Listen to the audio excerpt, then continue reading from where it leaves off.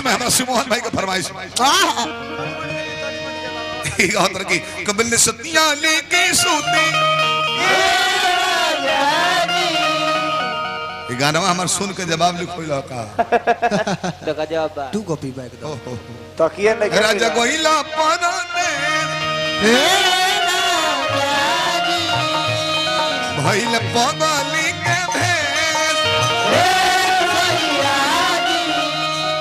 अब जो केले ना रहता इत सहले ना सहता मारा मान गेल बन मर तू जवाब कोना को बिसले कोइला हो सुनो सुन जी से ई लइयो तू अभी ना जान तो कौन लय हो याद कर लो मैंने जिसको दिल ये दिया है मैंने जिसको प्यार किया है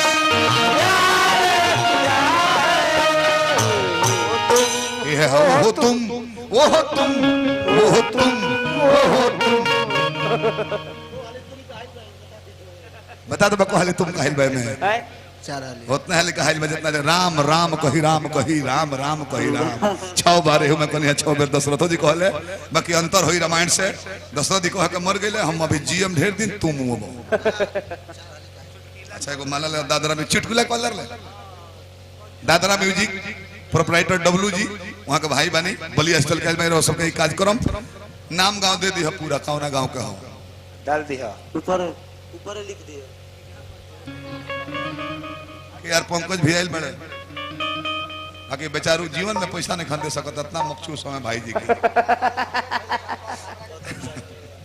वाह डॉक्टर चंदन कुमार जी ना देबो कहलो पर ना देबो जा तार चैनल फंसी जाओ ना बस ने रेल में भागत है एकदम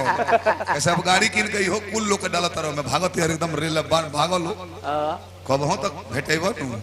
केहू ना देखी तरह चैनल पर जा दिन में जुटम तो अक्सर डाल रहल हो अब भाई चुटकुला हतना गंदा ना कह तू परिवार पर तुरंत चल जाता है हां ही न कहता कि बेंजी वाला रहता ठेकोइता रहता है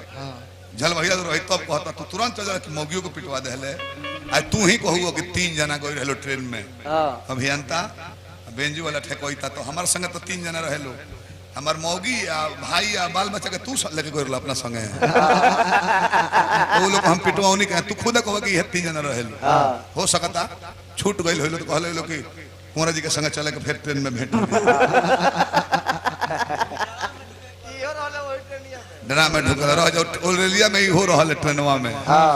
तई कहले है ना कि हमारे रिजर्वेशन ना रहे आ ढुकते में इकर कोनो टिकटवा चोरा ले हलो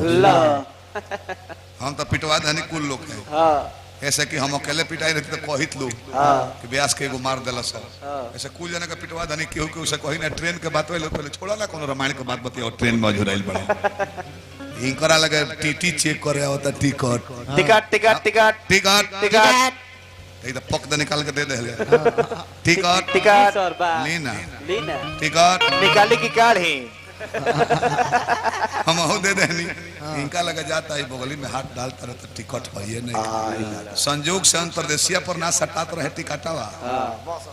तेरे भेनुआ टिकटवा तो ये सोचले कुंवर भैया कि कोनो टिकटे न चाहे तुमको लगा के टिकटवा छोट चुक रहला न साट ले और टीटी का ओए टिकट दिखाओ टिकट लो आंख गुणीर के दिख रहा है टिकट दो इता दिखाओ इता अपन दिखाओ छोट के टिकटवा ओ पुराने आदमी टीटी चश्मा लगोले ना अरे टिकट दे अरे टिकट दो बहुत ट्रेन चेक करना है अभी घोटवा धो के घींचलस पेटकुनिए पर गले हाथना मोट सोल वाला जूता पहनले रहे 3-4 जूता हे ही पर डाणवा कहां से आ जाते हैं कह के ओने जाता तो ये हंसता रहे हमारा और ताक के देखला बेटा कितना बेवकूफ सरकार टीटी भर्ती कर ले बिया टिकट बट लीलार पर अब मोहर मारता जुगाड़ पर हेजन मोहर मारेला टिकट में लीलार पर मोहर मारता चूतर पर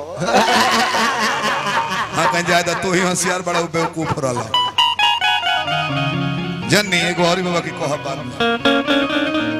गाड़ी हो गई निकाला मत बाबा काढ़ ली हो